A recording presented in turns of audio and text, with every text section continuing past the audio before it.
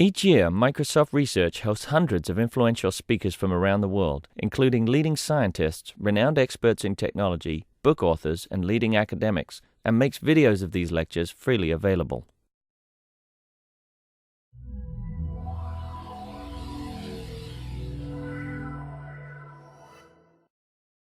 So, good morning, and it's my pleasure to introduce Carlos Buso.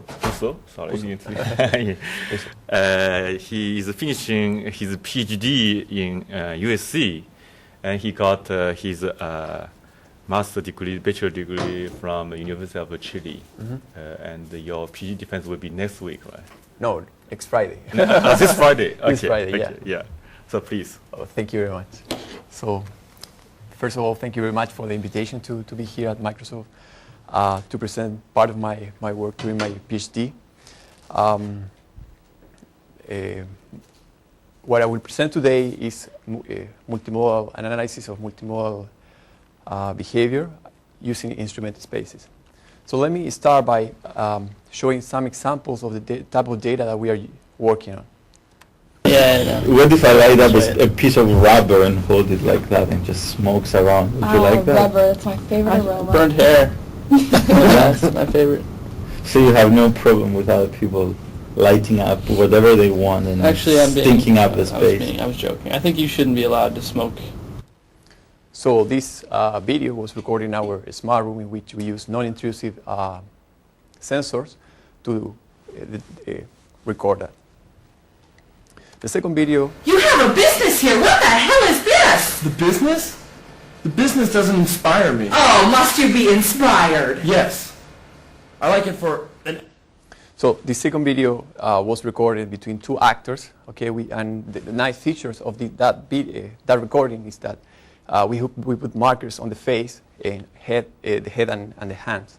So we have more detailed information from the gesture. They're in two different rooms, right? Same room. That dress looks like it comes from Asia. And here, even more detail, we have just one speaker reading some sentences with different emotions. So, yeah, here they were talking to each other. So we put two cameras looking to each of them. So, but they were in the same room. So these three videos show different aspects of human communications that we will address during this talk. So what we envision for our system, we would like to build a system that will be able to detect every single things that is happening during the discussion. Everything that a person could censor in the room, we want to detect it. And this goes from the environment. We want to detect who is in the room, the locations, the identity of the participants. Also, group level, we want to analyze the dynamic of the discussion. And at individual level, we want to model also different aspects, for example, the emotions that are expressed by each of the participants. And some examples in which this framework could be very useful is to analyze teamwork collaboration. Also, for example, for applications such as retrieval, this kind of annotation will be very useful. And for also focus group and observational practice, for example, therapy sessions. Okay. Yeah. These are the areas we're looking at, but what do you use it for? You can provide annotations for post-hoc, for example, post-analysis. For example, some example here is therapy sessions. So you want people so far, for example, couple therapies. So they spend a lot of time annotating, for example, who is speaking. They spend a lot of time analyzing, for example, if they are pointing to each other, different gestures that for their purpose are important. So if we can somehow provide an annotation of this, some of those aspects, that would be very beneficial for them. Mm-hmm. So here during my PhD, my interest was in studying human behavior at multiple levels. So we start from the very beginning, so how we acquire the data. And these include source localizations, speaker identity, and so on, building the system. Then, how we use this information from from different modalities to start detecting who is speaking, for example, or the location of the participants. So this is multimodal fusion. The next step is how we make use of the information that we have to track, for example, interaction, to model the user. Going into even more detail, we want to analyze, we analyze gestures and speech relationships, emotions, and finally, if we are able to detect if we're able to understand the relationship between gesture and speech, for example, we can be able to synthesize believable agents that could be incorporated in the room. So we will not only have speakers, but also you can even have virtual agents there that could be used, for example, to provide feedback to the participants. While the three first blocks here were studied using the smart room environment that I will show in the next slide, these two blocks were addressed using this control environment with mock-up caption system. And our goal here is to bring smartness to the smart room. So this is the big picture that we have in our lab, in which many of my colleagues are working on right now. And my research will address some of these blocks. So the outline of my presentation will follow the same structure that I just mentioned. So we will start with data acquisitions, how we fuse the data, how we model each of the users, and then we will move to a fine analysis of gestures and speech. And then I will briefly mention how we can synthesize some aspect of expressive behavior. So this is the room that we have here. So from the very beginning, we decided to use non-invasive sensor in this room to track to infer as much as possible from the user. So in these settings, we have a table here. We have 4 cameras in the ceiling. We have an extra omnidirectional camera behind the table, which by the use of the mirrors, we can extract these kind of images. From the audio modalities, we have a 16 microphone array, which is also in the middle of the table. In addition to that, we have a extra microphone there with high quality to have a clean signal from the participant. Let me explain very, very briefly how we handle each modality. So let me just clarify that this was done in collaboration with other students in the computer vision laboratory, this part. So from the stream cameras, what we're interested in is the location of the participants. How we do that, we learn the background models from the room, and then by detecting moving regions, we create silhouettes like this. And then we create, from these silhouettes, we create 3D holes, and then we send the local maximum of the holes as we model that as the head of the participant. As you can see here, most of the noise came, based on this approach that we're using here, most of the noise came near the participants. For example, if you move a paper in the desk, that will be considered as a moving regions, and that will create some noise here. From the omnidirectional camera, what we are interested in is in the face of the participants, the angle of each of the participants. And the way we do this is we implement the OpenCV tool library to track the face. So the output of this modality will be the angle of each of the participants. From the microphone array, we are interested in the acoustic source. And the approach that we follow here is we use the time difference of arrival approach, in which we estimate the delay between each pair of microphones. So there are 16 microphones, so there are 240 pairs and we estimate the delay for using each of the markers, or each of the microphones. And then we detect the source. For each of these microphones, we will have a direction, and we detect the mode. We detect the angle. We say that the direction of the acoustic source is given by the maximum of the result for each of the pair. From the speaker ID, here again we use this microphone, and we train Gaussian models, Gaussian mixture models.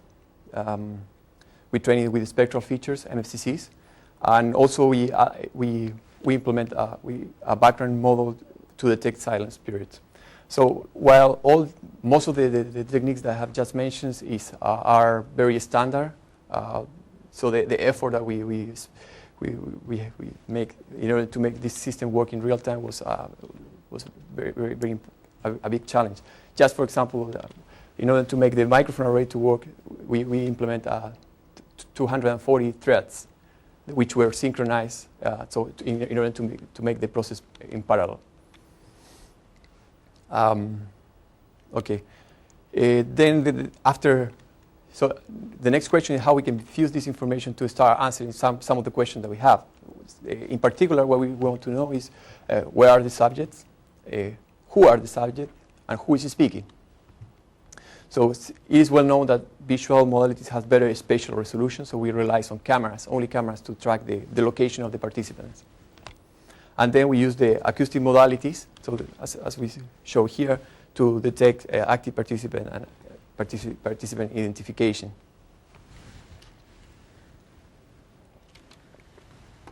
So let me address each of these problems.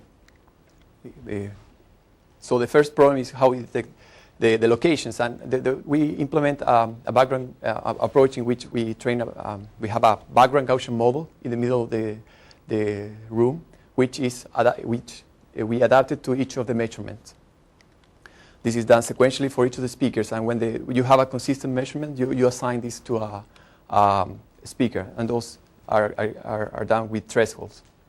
And we use the ceiling cameras here, and we correct the positions of the ceiling cameras by using the omnidirectional camera, as we show in the next slide. So let me play a little bit, some video which show the algorithm. So here we detect the first one.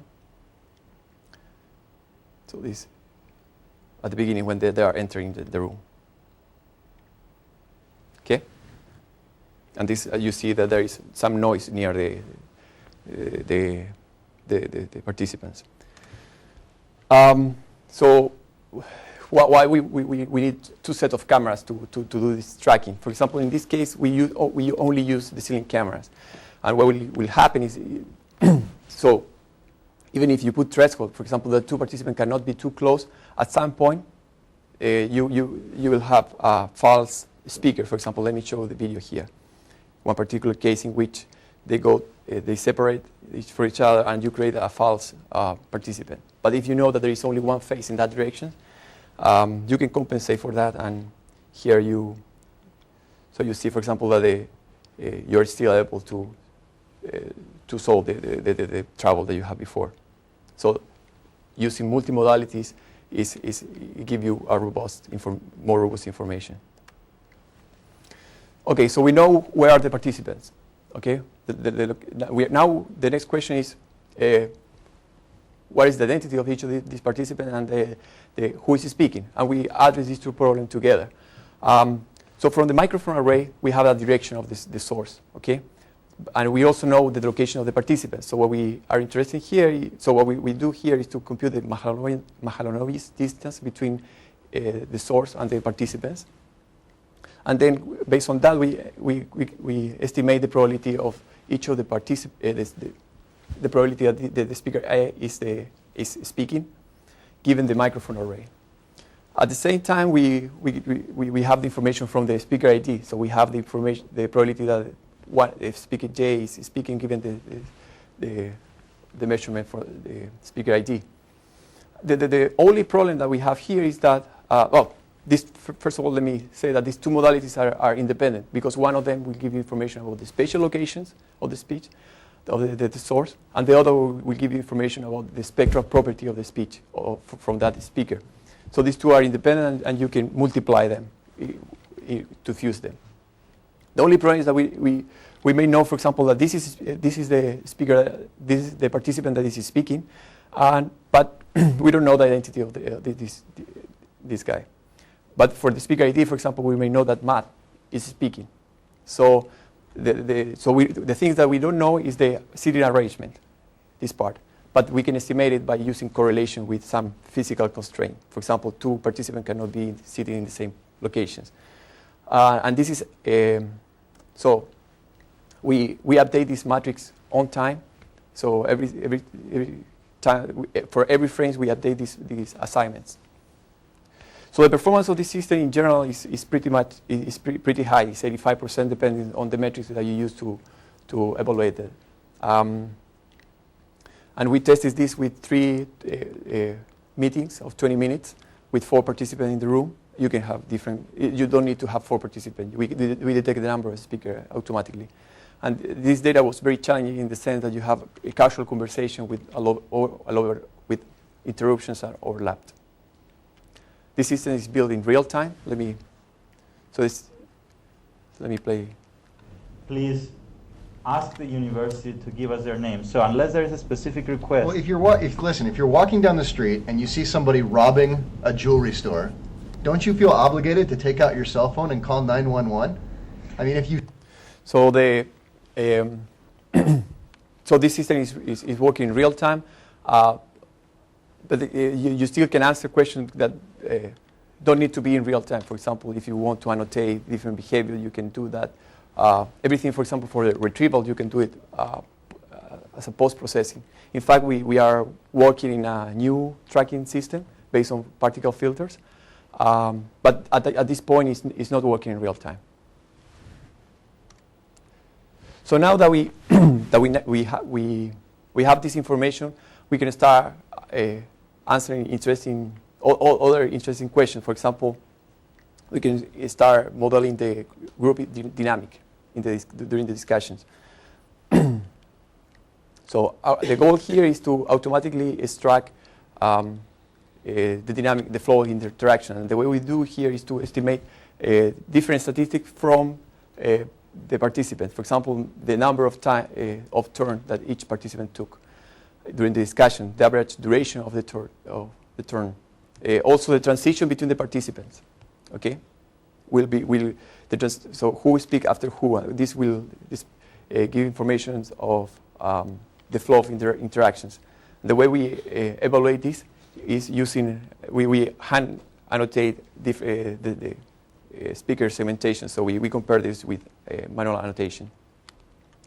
So in your left, you will see the result from the manual annotations, and here on the right, you will see what is estimated from our system. And you see that they are basically pretty much similar. We give the same information.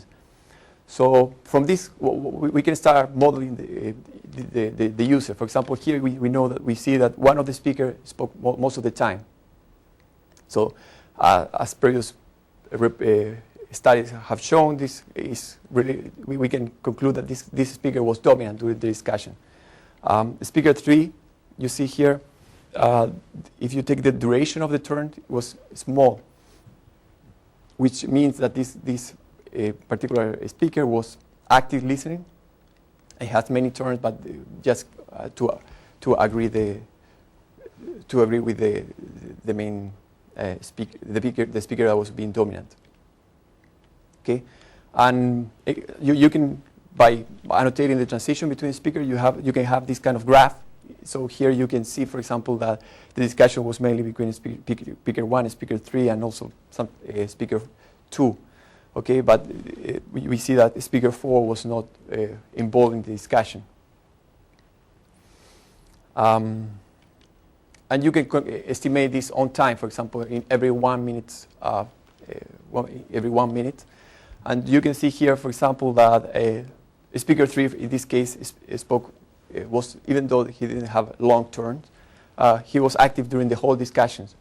While, for example, speaker 4 was not completely active at all. However, this speaker 4 might be the boss, could be the boss. and we are interested in to retrieve information from him. So we can use this information to retrieve, identify the portion in the discussion he was active. And if you have many recordings, if you have many database, if you ask them to, if you have a database with different discussions, you can start labeling each speaker. For example, you can label this speaker as a quiet person. So this could be useful for user modeling. You just manually listening? Yes. We manually listen and tag when each of the participants were speaking. Mm-hmm. So some remarks from this section. So first of all, multimodal improve the robustness and accuracy of the whole system. And this intelligent environment provides suitable platform to answer these kind of questions. So what we want to do now is go at individual level, what we can say at the individual level. Okay, human behavior is multimodal. Okay, we convey intentions, emotions, and desires, and so it is not only important what is being said, also how it is being said.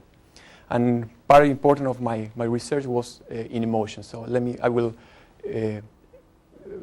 present some of our research here, how we can detect emotions.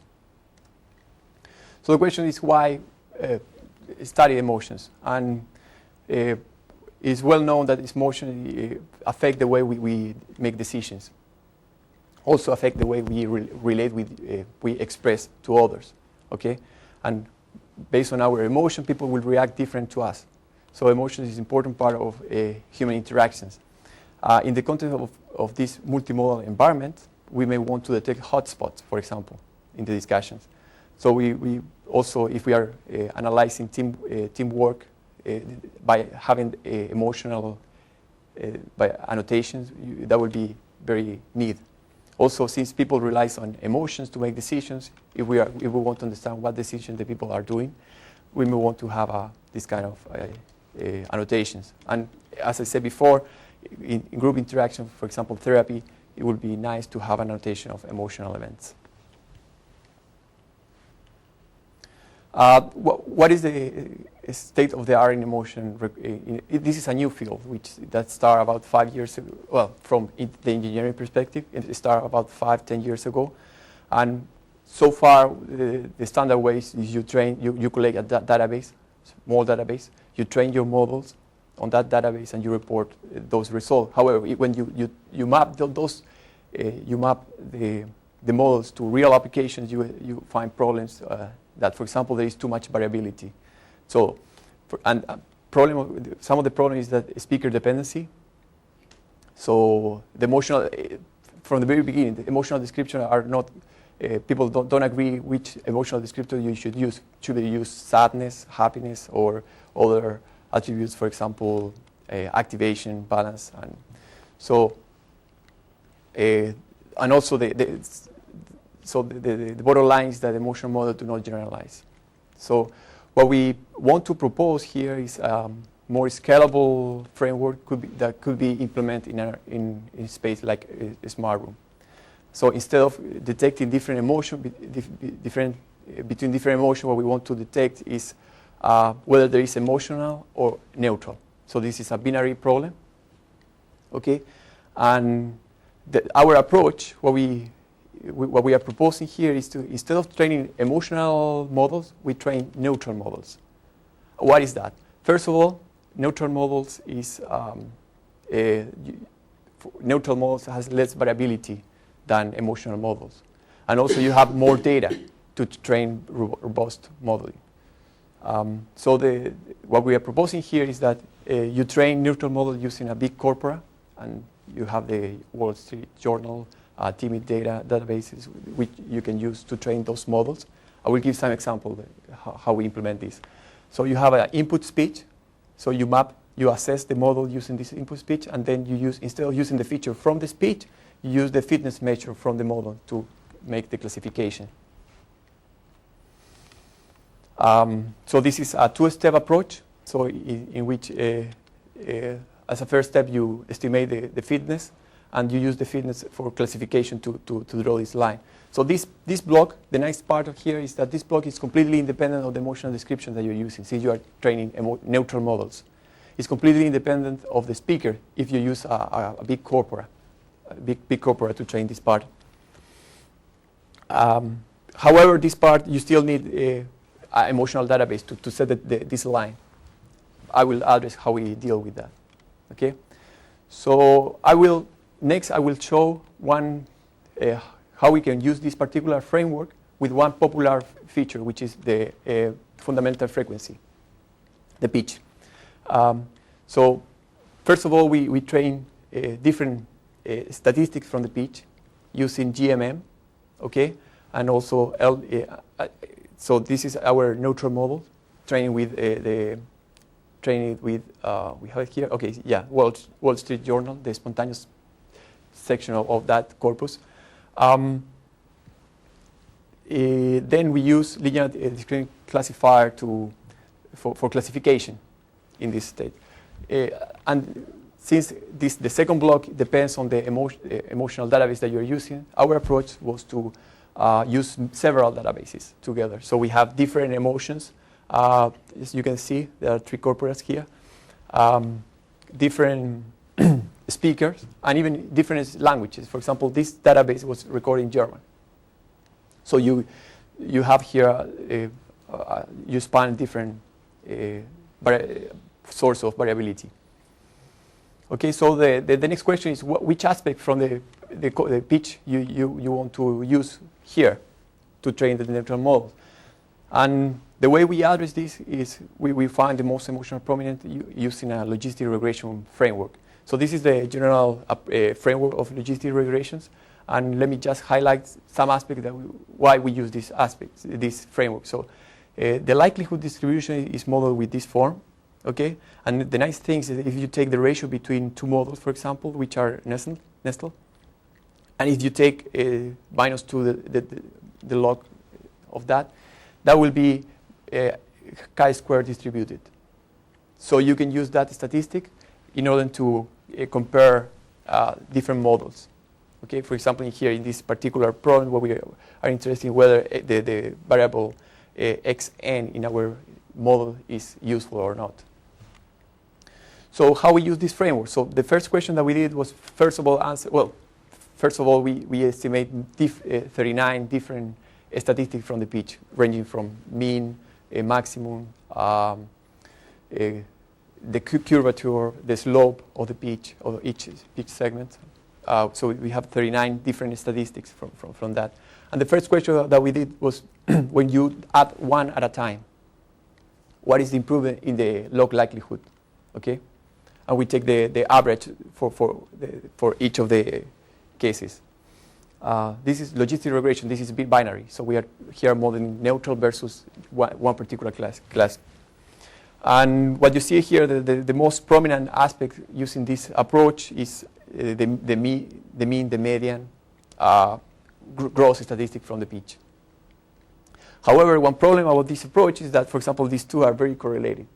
There is a high level of correlation between them, since you are included one at a time. So this is not good for classification. So the next approach is that we did was to run forward feature selection.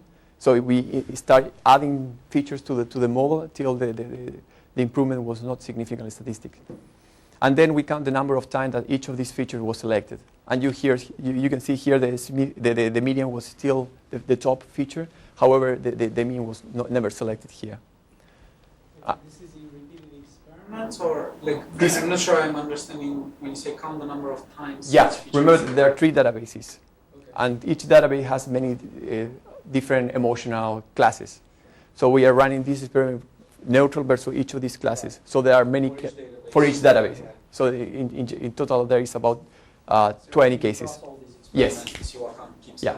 So the idea here is to find in a more reliable way, not based our, do not make feature selection from one particular database, because that may fit that particular database, but in general might not fit others. So one other quick question: these features like the median and these sort of like overall like statistics of the pitch contour, are they related in any way to sort of the speaker or the history for that speaker, or like, or are you looking at them sort of at a moment in time? Like there's pitch differences between male, female, and all this. Yeah. Like, are you somehow taking into account? Yeah, the history or I think I have a slide showing but it's a hidden slide. So, but yeah, we can talk about it. But we normalize by we have a normalization first for a speaker, for each speaker. Related question. So when you computed the median, it's over what period of time? Or Yes, it's ultras. All these data are you have higher data in high utterance for the whole ultras. Yeah, we have some experiment by analyzing the data in a small time units. For example, voice regions. Okay, so you know that the pitch is not continuous. There is unvoiced segment in which the pitch is 0 basically. So we model each voice regions. We extract the data for each voice region, but the results are lower than what I'm presenting here.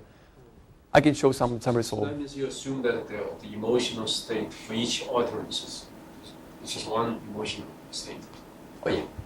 You must assume that you have the same person angry, normal, and sad for the same person. Well, the only assumption that we made is that we know neutral speech from that person in order to make the normalization. Nothing more than that. We don't require the person to be angry. So the only thing that we ask, and this is a reasonable assumption in many applications. So I wonder from a machine learning perspective, why do you divide the data and then count the number of times? Yeah. Why don't you just If we do that, we will be. My feeling is that if you do that, you will select the best feature for that particular task. But what I'm saying is you can throw all the data in. So have all the training data into one pool and then select the feature, rather than divide the training data into 3 pools and then count how many.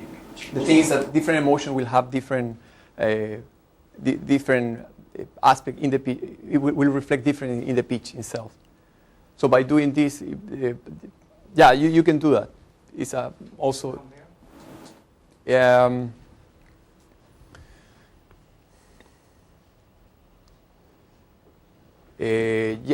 I think I did that using So what I also did was to put everything, all the emotional classes in one category, and then I compared that to neutral, and we extract the feature from that. But I don't remember whether the features are the same.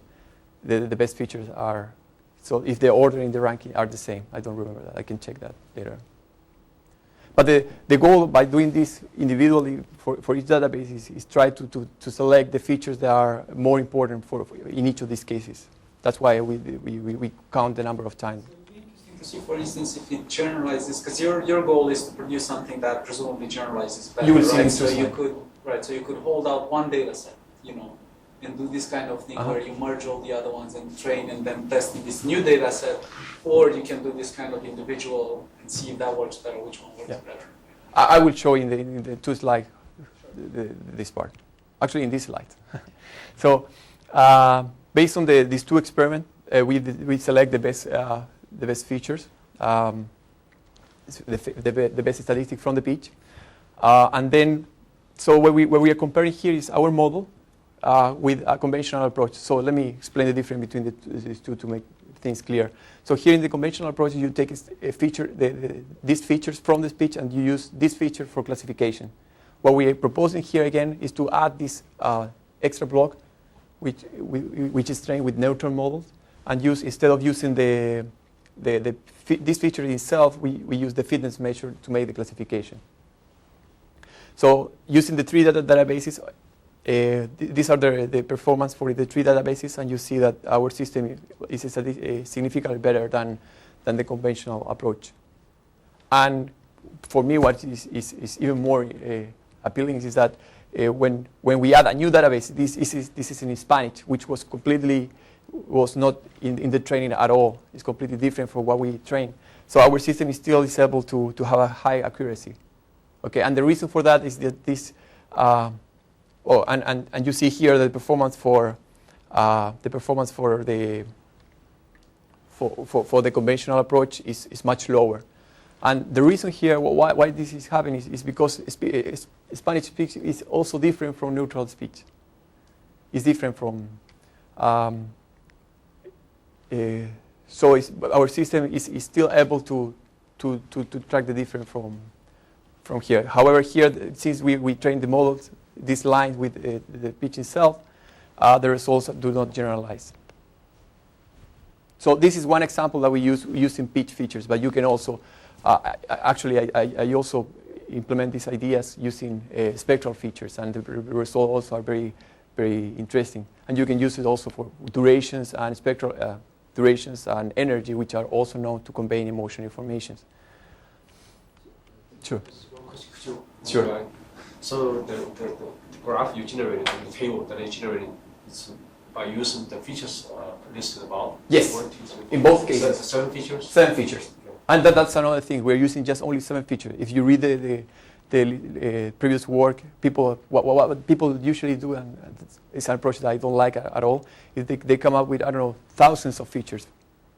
I mean thousands of features, and then using feature selection, they come out to hundreds of features, and they use that to train.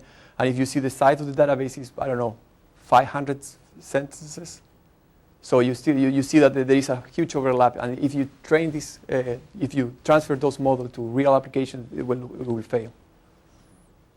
One question here, it's not clear to me that, so if is the GMM plus LD, is the power coming from the fact that you're having this abstraction where I'm saying I'm going to take care of the neutrals and first identify that I can kind of factor in the model? Or is the power coming just from the fact that the GMM itself, is a more powerful machine than the linear discriminant? Well, we are using linear discriminant analysis in both cases. Right, but in that case you have a GMM in front of it. We have a GMM. Yeah, what I think is that the improvement came from the new features that you are getting from the GMM. Right. So look this way, for example. If I took those features, if I took the same features, right, and I didn't, you have two things going on here. One is the looking for neutral, right? Yes. And the second one is introducing a GMM to do that. Right? Yes. And I'm trying to tease apart which one of these two gives you the gain. Right, because for instance, I could probably, I don't know, but I could think probably of figuring out an approach where you can use a GMM, in that kind of setting, in a conventional approach, without sort of taking care of the neutral first, just looking at, the whole classification problem. Do you know what, does that make sense? No, I think what Carlos is doing with the GMM is to find the difference from the neutral model. So it's a delta. It's a fitness measure, what we have here. Okay. And actually we implemented with GMMs also, for example, for spectral features. We put in this block a GMM, okay, and then we have the likelihood, and we use the likelihood as input of our classification, and it still works and give good result. So, well, it's not looking for neutral models. Here we are not doing classification. This is not a classifier. This is just this is a model that we get the likelihood of that model of the new input. And we use that information for us for classification. Yeah, so how did you carry out the experiments and the convention approach? I mean, what exactly did you do? Here, well, convention approach. Yeah. So what features you use? The same features. It's the same features, 7 features. So what's the difference then between the two? So what's exactly the difference? The difference is this here. Well, here, okay. Let me. So the features that you are training your model are not the features from the speech. Are the fitness measurement from this block. For example, if you have an emotional model, if you have an emotional speech, your model will say, okay, this is unlikely to be neutral. Okay. The GMM itself, right? What's its underlying space? It's the space of the features that you have, the 7 features. What does the GMM take as input and as output? As an input, take these features. Those features, right? And the output give a likelihood, basically. Which tells me how different this is from neutral. Yeah. And then the LDC is just based on Just that likelihood, Yes. or that likelihood and those features? No, just the likelihood. Well, then we are building. It's still able to filter the feature itself. It's a way of processing, pre-processing the features before the classification. And let me go in why this. I feel why I think that this is working is because when you have a neutral model, okay, and if you have any speech which is if you have an input speech which is different in any aspect of this neutral model, for example, you will still be able to the likelihood of that particular speech will be low, okay. So you can use that for classification. And now in this case, for example, if you have a neutral and happy, for example, in your training data, so you will set the line of the classification in order to maximize the accuracy in that particular sense for those features. However, if you put a surprise, if you have a speech from surprise, for example, which will be different from neutral, from happy and happy, you will not be able to recognize because you will fall somewhere in this space. However, here you will be able to say, okay, this is still different from neutral, and the likelihood will still be low. So we hypothesize that setting threshold here is more robust than setting threshold in the speech features itself. I was wondering, why don't you just directly use the GMM? For classification? Yeah. Well, the thing is that then you need the things that you then need emotional speech, emotional database. So this part will be completely dependent on the emotions. So you need the one of the points that I have that I made in one slide is that you don't have enough data, emotional data. Just for neutral. Yes. Yeah, so GMM is this is neutral, just neutral. It's the modern neutral space. And this is one of the nice things about this approach because you don't have enough database, emotional database to train robust modeling, but you do have, for example, the journal Wall Street Journal is huge, so you can use that database to create robust modeling. So then the output of GMM, which is like one number, right? That Yes. will be the input of your classification. Yes. But in addition to that, do you have anything else? No, that's it. So the LEDs are here. It's just thresholding. It's just threshold. Just threshold. It's thresholding, yeah. But that's very different from LDC over there. Well, LDC, yeah. Well, basically, yeah. That's in the feature space. In the space, yeah. 7-dimensional feature space. Well, here still you have 7 dimension because you are building one GMM for each. This is one architecture for each feature. Yes. So, yeah, this is also 7, but the medium It's still is 7. Different. Okay. Basically, he used the more complex classification using the GM on the left side, and on the right side, it's just a whole combined 7-dimensional. It's a different classification surface. Right. That's right. Mm-hmm. So these results are very appealing because you can if you are able to detect clean speech from the smart room, this approach could be easily implemented in these environments. So this still have 7 dimensions. Still 7. Yes. The dimensionality of the LDC are the same. LDC is only 1. No, it's 7. Well, I mean, you think one for each. One for each of these. You train one for each of these. Each step of this is 1, but 7. Independent. I thought it was just train GMM for all the Yeah. Okay. because you draw the GMM as like 2 levels. Well, yeah. Yeah, sorry about that. This is my picture for neutral model in general. For HMM, I use the same picture. Sorry about that. So. I'm sorry, just a bit curious. So when you use the GMM, this is 1 dimension, but are these the similar features you used for the speech recognition? Speech recognition? Yeah, I used earlier on. I haven't worked in speech recognition. I saw your earlier slides. In the slides, well, yeah, some of my oh, speaker verification, yeah.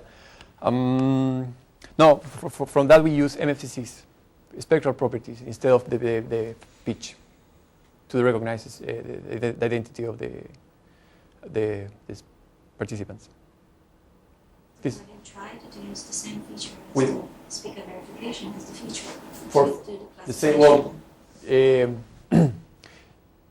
yes, we use, as I said, we also implement this in HMMs. modeling training with MFCCs and mel frequency bank. And our result from that, I can show some result later. The results show that the mel frequency bank give better performance than MFCCs. So mel frequency banks are, so in order to estimate MFCCs, you first estimate the mel frequency band, so filter bank, sorry. So you estimate the energy in each of the filters using the mel scale, right? Then from them you apply cosine transform, and then you basically get the MFCCs. So, but what our results indicate that in that transformation you lose some information from emotion. Remember, this is another problem. This is you want to recognize emotions.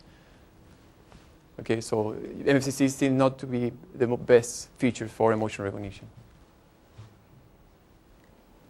Mm-hmm. Any other questions? Are there, like, I'm just looking for a second, these like 7, like, do you have anything about duration? Here, no. In this particular one, no, but duration is also important. Because for emotional, right, like speed and yes. like... We have some analysis on that, and we have shown that duration is an important aspect. The goal here was to show with one popular features how this system works. Actually, of course, if you add different modalities, that's part of my future, what we can go, future words to fuse different even aspects from the speech, MCCs.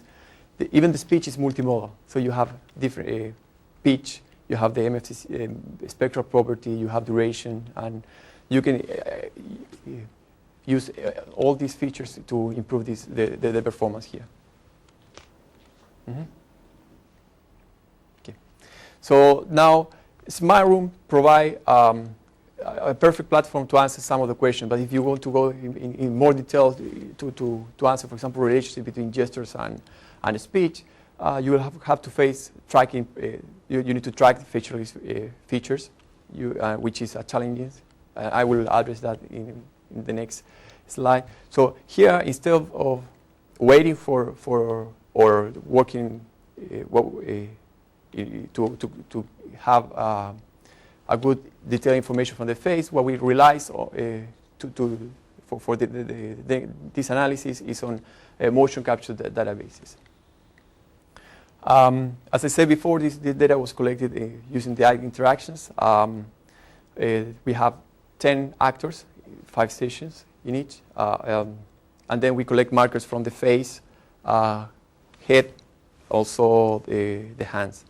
So let me play the type of data that you get from You have a business here. What the hell is this? The business? The business doesn't inspire me. Oh, must you be inspired? Yeah. So the same video that you saw in the first one, here you have a detailed facial information. And another reason why we are using this type of data is that we still don't know how we encode this information in our faces. So by having this detailed information, we can learn, first of all, what are the features, what are the areas that we have to look if we want to implement it in an environment. So the way that we see it here, that we have some emotion, belief, and desire that we want to transmit. Those things are encoded in our communicative channels, for example, our facial expressions, speech, hand motions, hand, body posture. We transmit these informations, and the listener will decode each of these aspects and will make the inference about our state. So by taking this type of data, there are many questions that we are addressing. Actually, all of these are addressed by some of our lab mates. So, and again, the goal here is to propose new guidelines to SmartRoom. In my particular research, I focus in the first 3 modes that I will briefly explain. Okay, so the first things that, as shown here in this slide, is that we are using the same modalities to convey the same goal. We are using different modalities to express the same goal. So it must be a So it must be a relationship between a coordination between gestures and speech, for example. And if we are learning to model correctly that, you can propose guidance for synthesis or recognitions. Okay, so let me explain one of our studies that we did. So here what we did is extract features from the speech, MFCCs and prosodic features. And from the face, we did extract features from the markers. So for example, we get the head motion, okay, the eyebrow, the lips. All these features were selected, were extracted from the markers. And then we consider each of these markers as a feature. And then we cluster them in 3 different regions. So all the results are provided in these 3 different regions. So the proposed approach here is the idea is to map the speech into facial features and then compute correlations. The way we do this is by using affine minimum square error. So we approximate the facial features from the speech, and then we compare them using the facial features. In this case, what we use is the correlation. So these are some of the results that we achieved. So first of all, the dark colors means highly correlated. And what we are seeing here even for MCCs and prosodic features, you see that there is a high correlation between speech and gesture. Okay, and even some gestures that we may guess that are not correlated with what we are saying, still show high level of correlations here. And we will use this in the last part of my talk to show that we can synthesize head motion driven just, for example, from speech. Okay. So another important point that we have is that we are using the same we're using the same modalities to express more than one goal. So we're using the face to express emotion and also to communicate our intent. So one of the studies that we developed here I studied at USC was the interplay between linguistic and affective goals. Okay, and our hypothesis is that some part of, for example, in the face will be constrained by the articulation, and will be less free to express other aspects, for example, emotions. But while other areas in the face we have more degree of freedom to express emotion. So the approach that we follow, first of all, we detect the facial activity. We analyze the facial activity in different emotions, and then we compare neutral and expressive facial with similar lexical content. So in our data, some portion of the data, we ask the one speaker to repeat the same sentence in emotional and neutral speech. So here we can I will explain this in the next slide how we do it. But basically, we can remove the lexical content and study the emotional modulation. So for the activation, how we estimate the activation is given by this formula. Basically, is the variance of each markers. So that's how we quantify the activity in the face. So the first conclusion, as you can see here, is that the jaw area is the one that is more active doing it. And this is, of course, given by the because of articulation. Also, you can see here that, for example, that there are emotional dependency. For example, angry and happy present are more active than neutral in the face. But here, if you see if you analyze the table in more detail, you will find, for example, that in the upper regions you will find that going from neutral to emotional, for example, angry and happy, you increase almost 100% of the activity in the face. However, if you see, for example, the lower part of the face, you still increase the activity in the face, but only in 30%.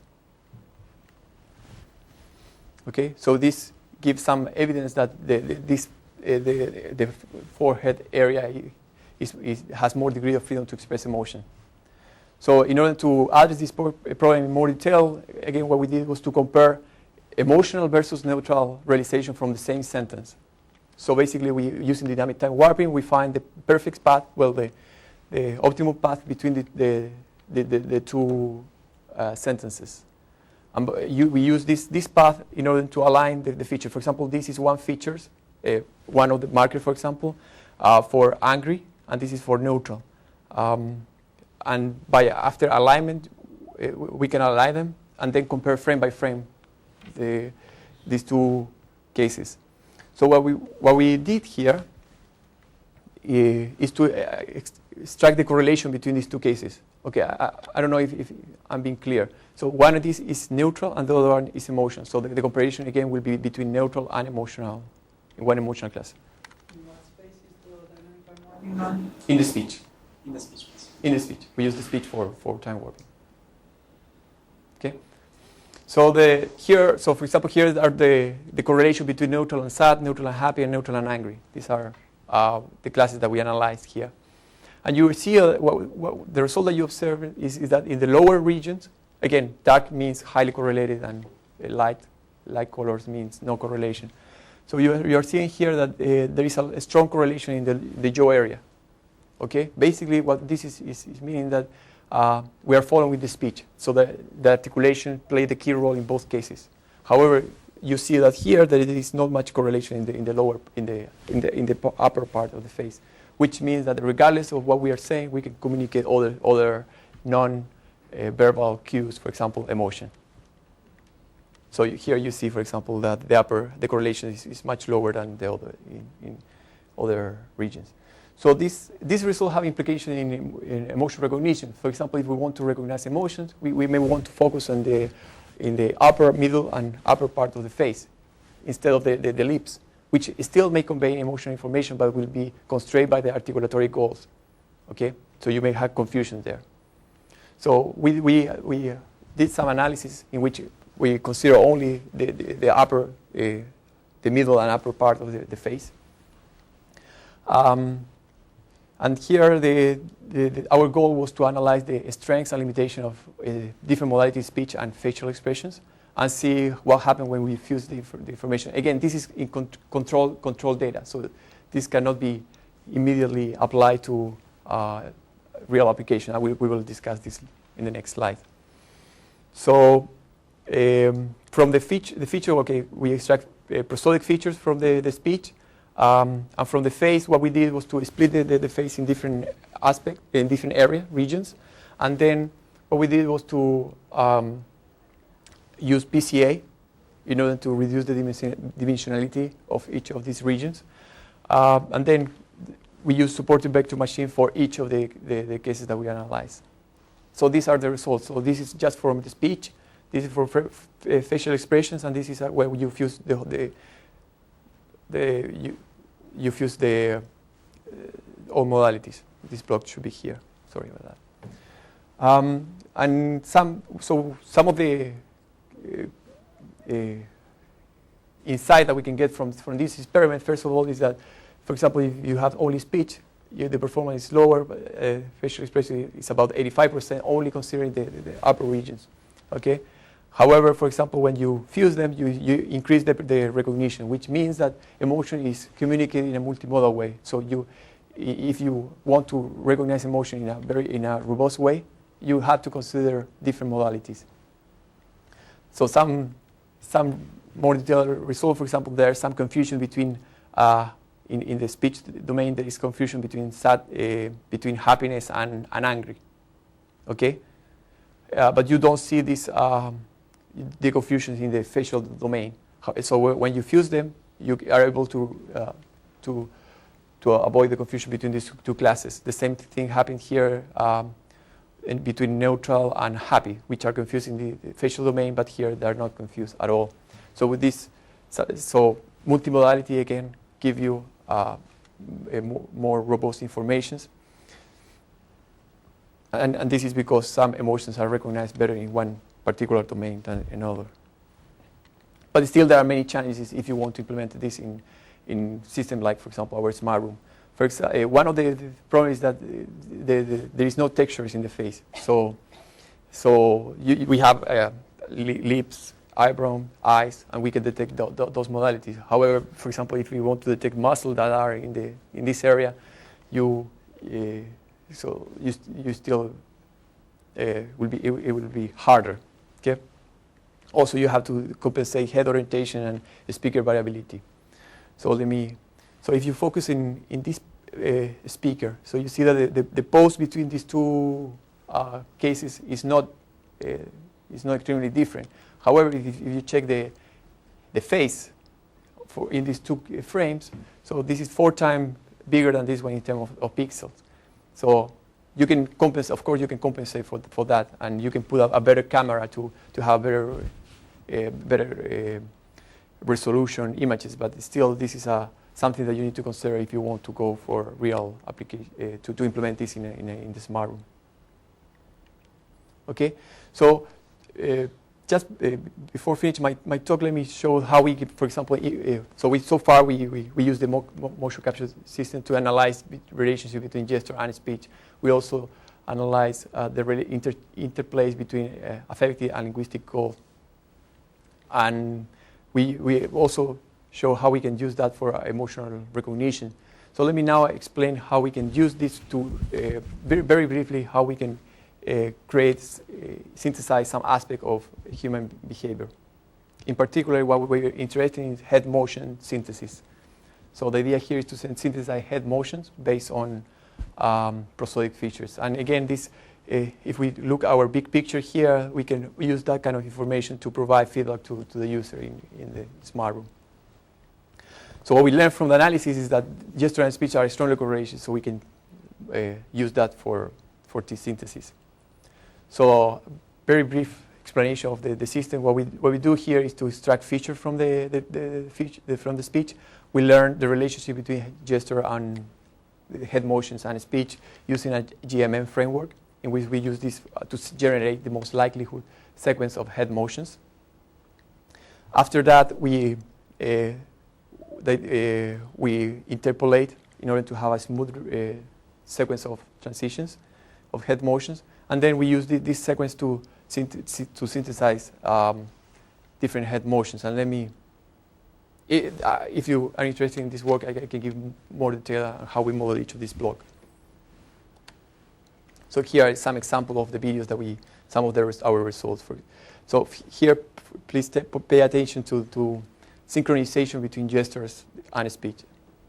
Okay. And so you just abandoned them?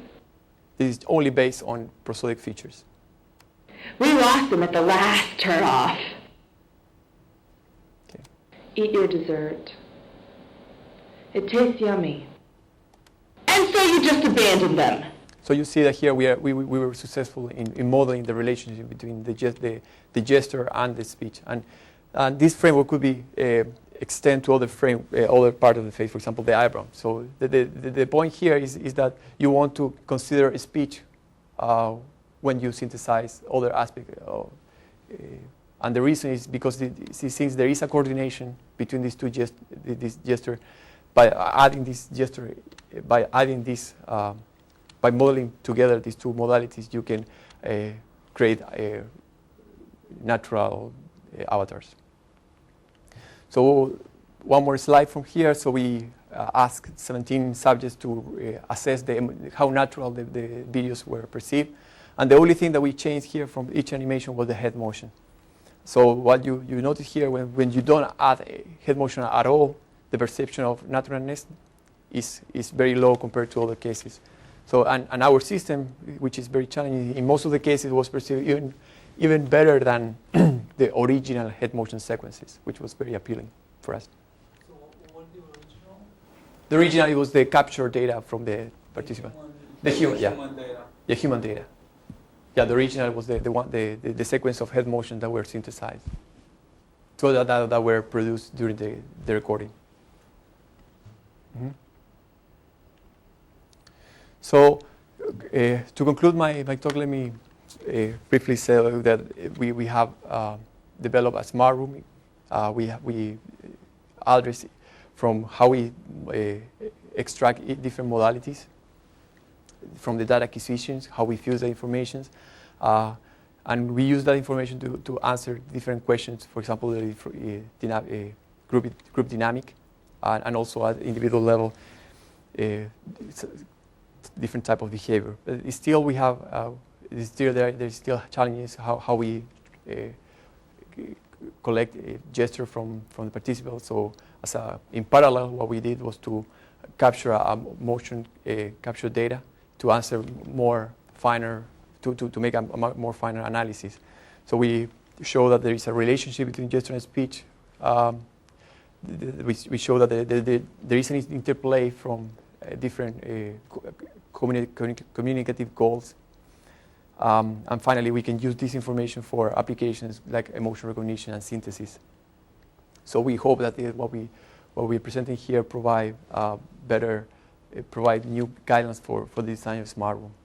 And so if we come back to this big picture here, there's still many challenges. For example, I'm sure that there is a better way of processing each of the modalities, how we fuse the information. Still, there are many open challenges there. Again, if you are interested in speech recognition or emotions, for example, you will need a clean signal from the participants. And if you're not willing to break the assumption that you don't want, for example, a microphone for each of the participants, you want this room to be non-invasive with the sensor, you will have to deal with far field speech, which is challenging in these two. We will challenge these two applications. Furthermore, as I already said, there's still challenges how we track information from gestures and gaze, for example. And still, there is a war of opportunities in how we can use our knowledge from mock-up system to design better human avatars, virtual humans. But the main conclusion from my whole dissertation is that multimodality provides a big picture, not only one. It provides a bigger picture. So multimodal is the answer to answer many of these questions.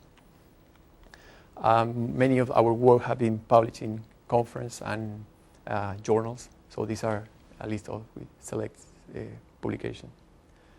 Thank you very much. Thank you.